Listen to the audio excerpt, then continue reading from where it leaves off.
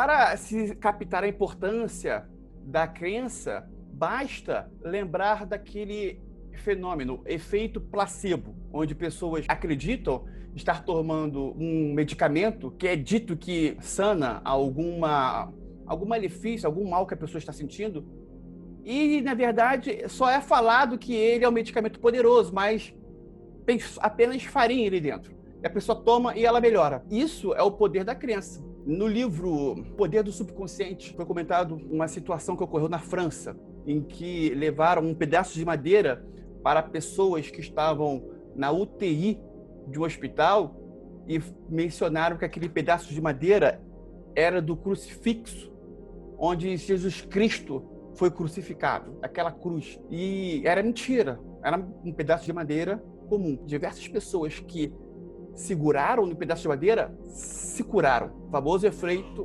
placebo. Isso tudo é o poder da crença. Algumas pessoas mencionam a palavra crença por si só como algo negativo. Se há uma crença, então não é algo verdadeiro. A crença associada ao termo pejorativo. Isso é uma questão de didática. Se é uma crença, é porque é algo não verdadeiro, é algo limitante. Tem pessoas que fazem esta associação. Uma questão de nomenclatura, unicamente. Tem pessoas que acham que crença é todo fato em que a pessoa acredita. Um fenômeno que a pessoa acredita naquilo. Crença. Tem pessoas que associam crença a algo que, por si só, já é limitante.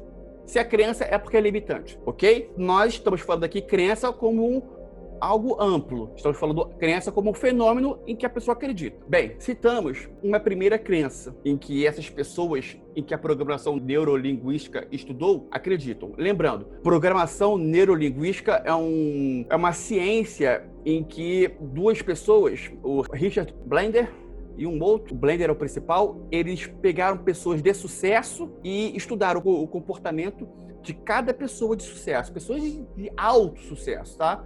Pessoas consideradas fenômenos. Estudaram o comportamento delas e simplesmente copiaram os comportamentos. E eles conseguiram chegar nos mesmos resultados, associando essas pessoas a outras, tá? Eles foram os mediadores. Tudo acontece por algum motivo. Se algo aconteceu, é porque esse algo deveria ter acontecido. E o que vai acontecer, quem vai decidir é a própria pessoa. Ou seja, tudo que aconteceu em sua vida não teria sido ao acaso. Aconteceu porque deveria ter acontecido, por um propósito, por um fim específico. Vamos à segunda. Não existe fracasso, existe resultado. Ou seja, tudo aquilo que ocorreu em sua vida foi um resultado que você teve. Nada foi fracasso, e sim o resultado. Não existem fracassos, existem resultados. Se você tentou fazer algo e você não conseguiu, e se você iniciou um curso de idioma, de inglês, e você parou no meio, você teve um resultado. Isso não foi um fracasso, foi um resultado que você teve. E aí você vai ter que determinar se foi bom, ruim, médio, um resultado. Nada é fracasso, tudo é resultado. Quais foram os, entre aspas, fracassos que você até então acredita que houve em sua vida? Um concurso que você não passou, uma frustração de não ter feito faculdade, ou que você iniciou faculdade e parou, um negócio que você iniciou e parou. Quais foram eles?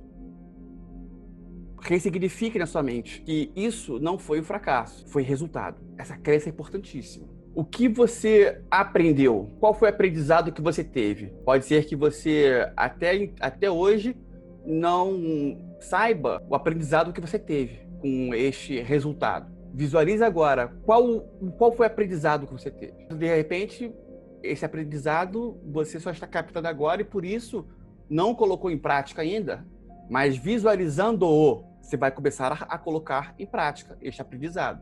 Terceira crença.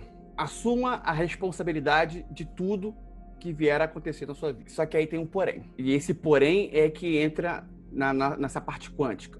Porque essa questão do assumir a responsabilidade de tudo que acontecer na sua vida tem que ser bem entendido. Vamos lá.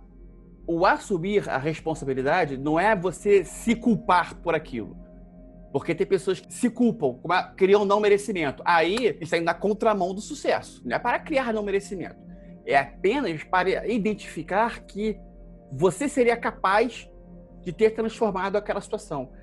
Seja o seu percentual de culpa 0,01%. Se você identificar que você poderia ter agido de uma forma para evitar uma situação X, um resultado X, você assumindo a responsabilidade, você vai ver que o seu poder vai aumentar. Assumindo a responsabilidade. Qualquer coisa que aconteça, assuma a responsabilidade. Esse é o detalhe que faz a diferença em quem faz esta prática.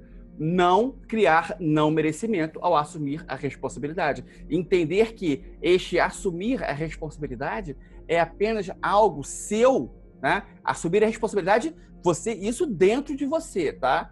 Dependendo da situação, você vai chegar e assumir a responsabilidade? Vai.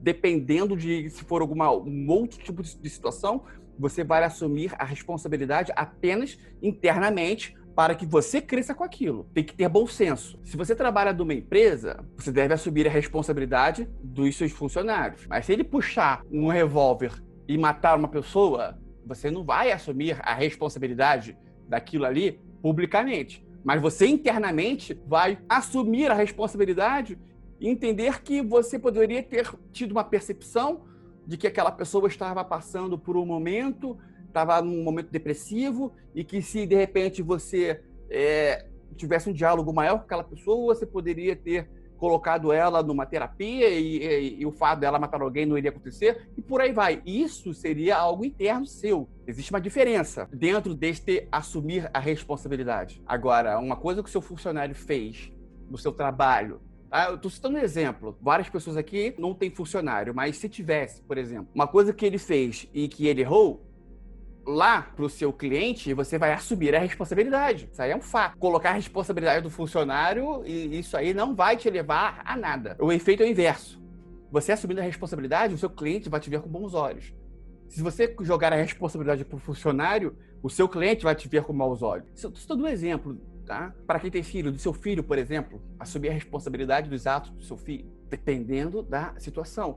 Dependendo da situação, você vai assumir publicamente, e dependendo da situação, você vai assumir apenas internamente. Tem de haver bom senso. Nesse fator internamente, pode ser de tudo. Se você tem um sítio e um avião caiu do seu sítio, destruiu o seu sítio, você internamente vai assumir a responsabilidade deste fato.